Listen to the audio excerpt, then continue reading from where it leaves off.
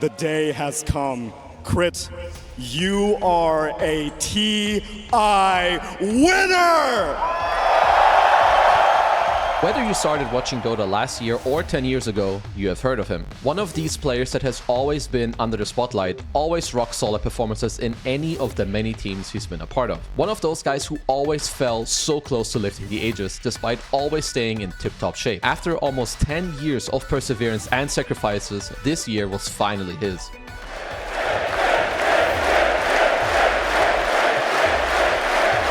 And let me tell you, this guy rightfully earned his title. Let's talk about the things that make Crit one of the best players in the world.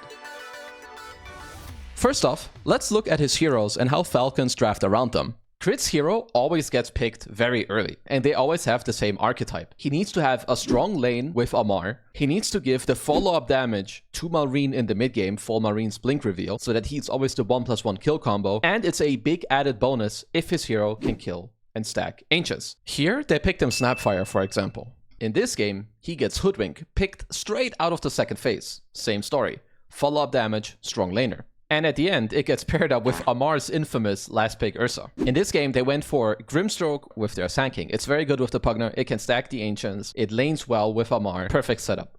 Oh, beautiful. Crit is definitely an impressive support player to watch. If you pay close attention, there's almost no teamfight where he doesn't have a small play that basically secures the whole fight for his team. Let me show you a couple examples. Here, this is Game 5 of the TI Grand Finals, where people put the loss of XG solely on their Jug pick. But if you ask me, they could have turned this game in this fight right here. But you guessed it, Crit did not let them. There was a window for Xtreme Gaming to win this fight and to actually make a comeback into this game. Falcons want to contest the Wisdom Shrine at the 21-minute mark because they're very far ahead. XG, they have a good read. XXS has the shard available and he has a good position down here in the smoke. So the way the fight starts is that Skiter runs up, but XXS actually gets a very nice Fissure, which also clips Crit in the backline. He goes for the 2-man Fissure, shard stun, and nearly immediately after the Omni, he already has to go.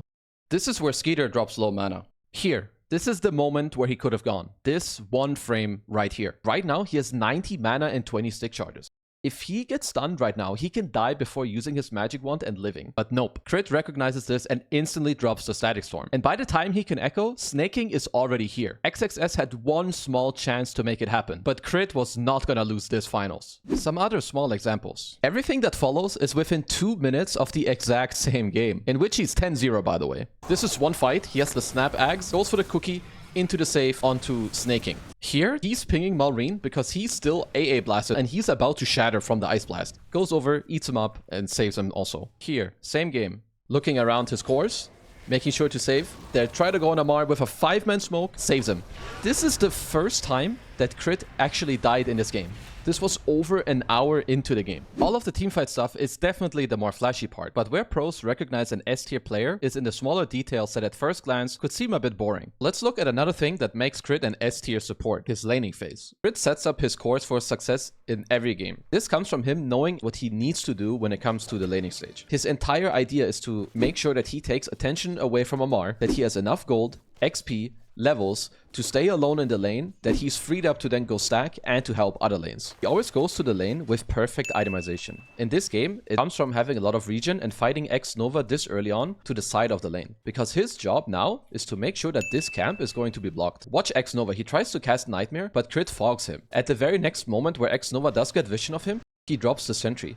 But it's at perfect time that by the moment X-Nova does kill the sentry, it's not fast enough. It's still there at the 1-minute mark, so the easy camp gets blocked. X-Nova loses about 400 HP, whereas Crit only lost 1 tango. He always has the same quick buy. It's 1 salve and 1 clarity. He needs to consistently be topped up because it is his job to try and turn the lane into 2 separate 1v1s compared to playing 2v2. Now, let's check out easy camp number 2. It's 152.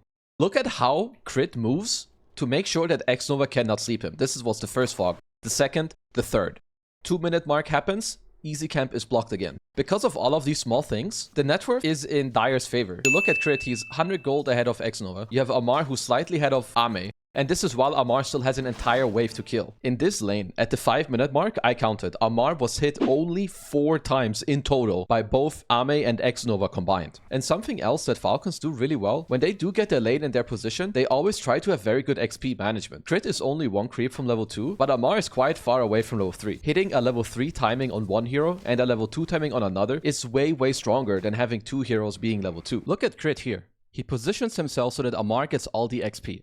And comes back in range to only grab the tiny bit of XP that he needs. That is precision worthy of a TI winner. So here, Ammar, he's gonna be level 3 off of the next creep, and Crit barely got above level 2. Which means the next time they go on XG, they have an advantage. Crit is very good at keeping tabs on the other lanes, and making sure that not only is his offlaner secured, but he also helps the other lanes. So his good laning, it bleeds into the map. He immediately TPs top, gets his team first blood. Look at his Lotus. He Lotuses Skiter. So will Sneyking. And because of these 2 Lotuses being fed to Skiter, he gets to live. With just 1 Lotus, he would have died because they have both Lotuses, he lives. And this is why this team's insane laning stage makes them win the early game so much more. Ammar has pretty good lane control, which means Crit. He's freed up. Once again, he plays into the other lane and he gives Malrine a kill onto XM. And after this play, into the triangle we go. Juicy stacks. And Malrine, nom nom nom, he's happy. Crit is literally a machine when it comes to multitasking. He enables Ammar on the lane, Skiter by paying attention to the safe lane and TPing when needed, and Malrine by constantly stacking. Enough to send a Herald support into a coma. Crit is so aware of other lanes. Maybe this is from his days where he played Earthshaker every game. He stacked a triangle already for his course. He allowed Ammar to be top net worth in the offlane, and he now TPs into the safe lane.